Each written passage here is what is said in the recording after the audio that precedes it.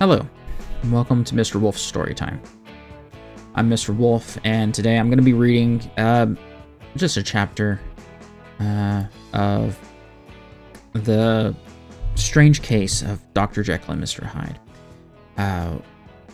I will be posting this on YouTube and Rumble, so please follow me on both of those, subscribe, all the fun stuff.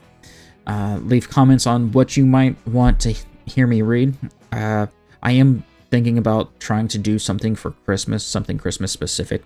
So I'm wondering if you would like me to read like a children's story, like 'Twas the Night Before Christmas, or something classical like that. Anyways, let's start with the first chapter. The story of the door. Mr. Utterson, the lawyer, was a man of a rugged countenance that was never lighted by a smile. Cold, scanty, and embarrassed in discourse, backward in sentiment, lean, long, dusty, dreary, and yet somehow lovable. At friendly meetings, and when the wine was to his taste, something eminently human beaconed from his eye, something indeed which never found its way into his talk, but which spoke not only in these silent symbols of the after-dinner phase, but more often and loudly in the acts of his life. He was austere with himself, drank gin when he was alone to mortify a taste for vintages, and though he enjoyed the theater, had not crossed the doors of one for 20 years. But he had an approved tolerance for others, sometimes wondering, almost with envy, at the high pressure of spirits involved in their misdeeds, and in any extremity inclined to help rather than to reprove. I incline to Cain's heresy, he used to say quaintly. I let my brother go to the devil in his own way. In this character, it was frequently his fortune to be the last reputable acquaintance and the last good influence in the lives of down-going men. And to such as these, so long as they came about his chambers, he never marked a shade of change in his demeanor. No doubt the feat was easy to Mr. Utterson, for he was undemonstrative at the best, and even his friendships seemed to be founded in a similar catholicity of good nature. It is the mark of a modest man to accept his friendly circle ready-made from the hands of opportunity, and that was the lawyer's way. His friends were those of his own blood, or those whom he had known the longest. His affections, like ivy, were the growth of time. They implied no aptness in the object. Hence, no doubt the bonds that united him to Mr. Richard Enfield, his distant kinsman, the well-known man about town. It was a nut to crack for many, what these two could see in each other, or what subject they could find in common. It was reported by those who encountered them in their Sunday walks that they said nothing, looked singularly dull, and would hail with obvious relief the appearance of a friend.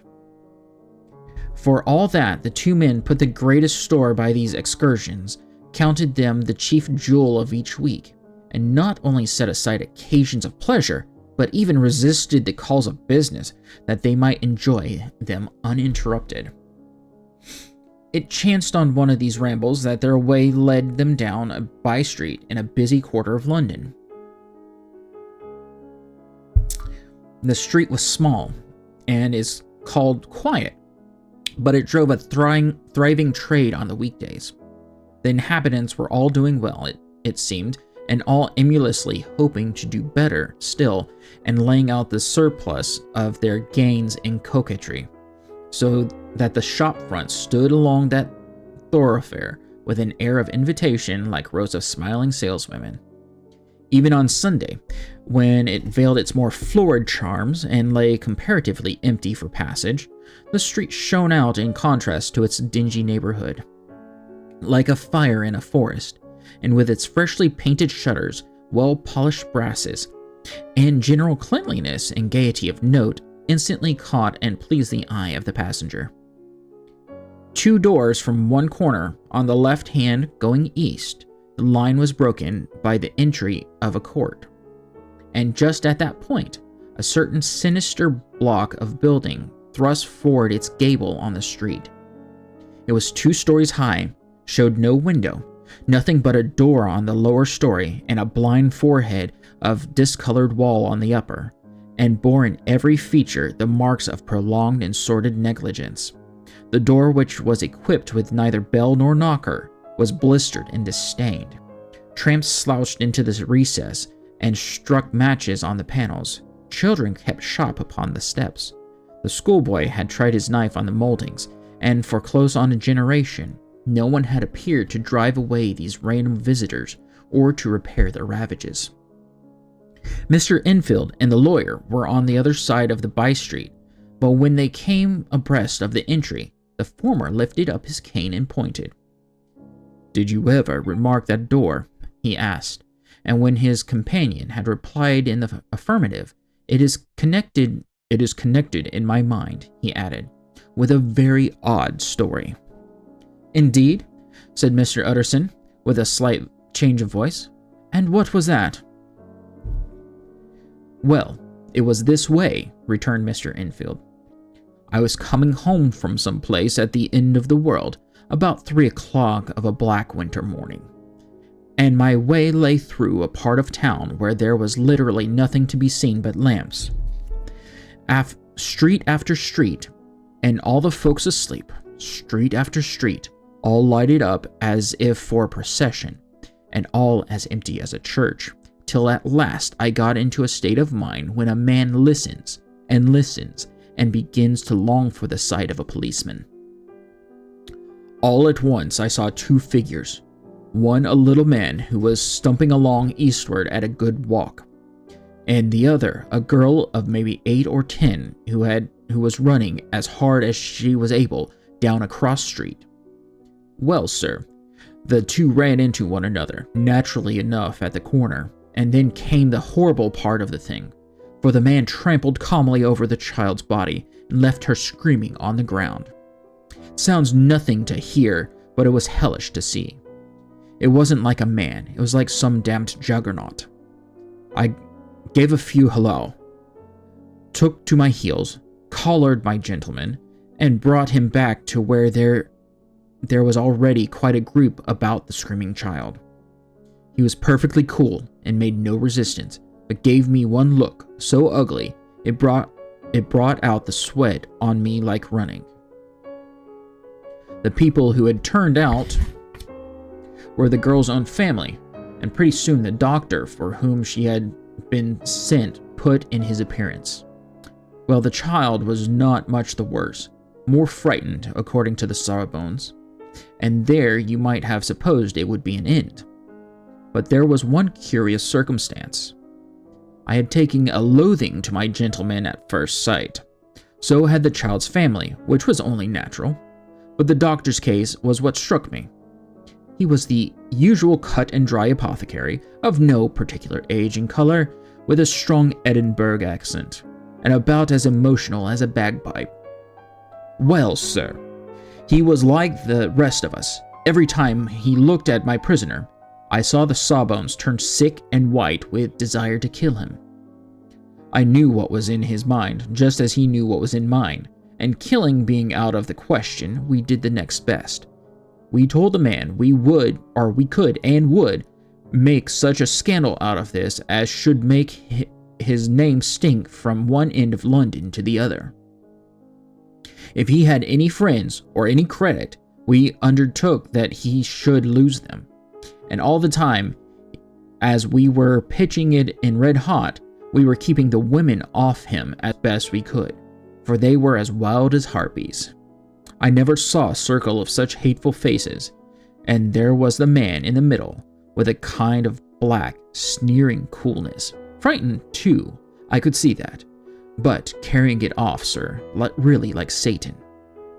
"If you choose to make capital out of this accident," he said, "I am naturally helpless. No gentleman but wishes to avoid a scene," says he. "Name your figure." Well, we screwed him up to £100 for the child's family. He would have clearly liked to stick out, but there was something about the lot of us that meant mischief, and at last he struck. The next thing was to get the money, and where do you think he carried us but to that place with the door? Whipped out a key, went in, presently came back with the matter of 10 pounds in gold and a check for the balance on counts, drawn payable to bearer and signed with a name that I can't mention, though it's one of the points of my story, but it was a name at least very well known and often printed. The figure was stiff, but the signature was good for more than that, if it was only genuine. I took the liberty of pointing out to my gentleman that the whole business looked apocryphal, and that a man does not in real life walk into a cellar door at 4 a.m. and come out with another man's check for close upon 100 pounds. But he was quite easy in sneering. Set your mind at rest, says he. I will stay with you till the bank's open and cash the check myself. So we all set off, the doctor, the child's father, and our friend, and myself, and passed the rest of the night in my chambers, and next day, when we had breakfasted, went in a body to the bank. I gave in the check myself and said I had every reason to believe it was a forgery. Not a bit of it. The check was genuine. Tut, tut, said Mr. Utterson.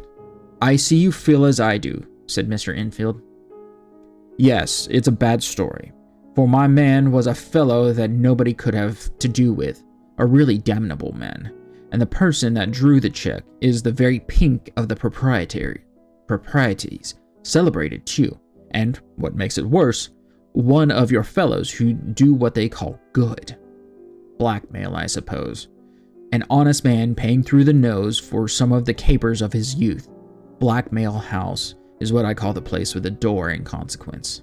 Though even that, you know, is far from explaining all, he added. And with the words fell in a vein of musing. From this he recalled by Mr. Utterson asking rather suddenly, And you don't know if the drawer of the check lives there? A likely place, isn't it? Returned Mr. Enfield. But I happen to have noticed his address. He lives in some square or other. And you never asked about the place with the door, said Mr. Utterson. No, sir.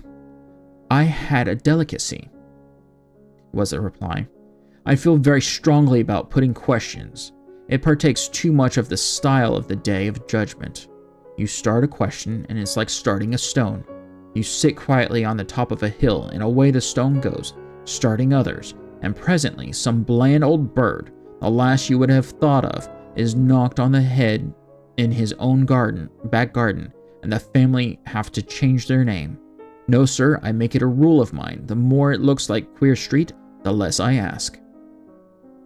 A very good rule, too, said the lawyer. But I have studied the place for myself, continued Mr. Enfield. It seems scarcely a house. There is no other door, and nobody goes in or out of that one but once in a great while the gentleman of my adventure.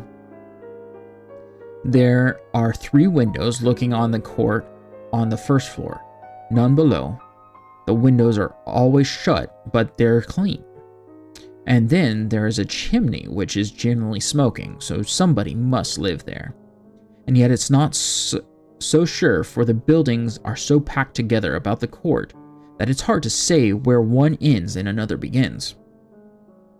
The pair walked on again for a while in silence, and then Enfield, said Mr. Utterson. That's a good rule of yours. Yes, I think it is, returned Enfield. But for all that, continued the lawyer, there's one point I want to ask. I want to ask the name of that man who walked over the child. Well, said Mr. Enfield, I can't see what harm it would do. It was a man of the name of Hyde. Said Mr. Utterson. What sort of man is he to see? He is not easy to describe. There is something wrong with his appearance, something displeasing, something downright detestable. I never saw a man I so disliked, and yet I scarce know why. He must be deformed somewhere. He gives a strong feeling of deformity, although I couldn't specify the point. He's an extraordinary-looking man, and yet I really can name nothing out of the way. No, sir, I can make no hand of it. I can't describe him, and it's not want of memory, for I declare I can see him this moment." Mr. Utterson again walked some way in silence and obviously under a weight of consideration. "You are sure he used a key?" he inquired at last. "My dear," began Enfield, surprised out of himself. "Yes, I know," said Utterson. "I know it must seem strange. The fact is, if I do not ask you the name of the other party, it is because I know it already. You see, Richard, your tale has gone home. If you have been inexact in any point, you had better correct it." "I think you might have warned me," returned the other with a touch of sullenness. "But I have been pedantically exact, as you call it. The fellow had a key, and what's more, he has it still. I saw him use it not a week ago." Mr. Utterson sighed deeply, but said never a word, and the young man presently resumed. "Here is another lesson to say nothing," said he. "I'm ashamed of my long tongue. Let us make a bargain never to refer to this again." "With all my heart," said the lawyer. "I shake hands on that, Richard." So that was the first chapter of The Strange Case of Dr. Jekyll and Mr. Hyde. As I said, I'll be back with the other one here after a while. And if you want a Christmas story, please leave a comment with which Christmas story you would like me to read. Anyways, have a nice day.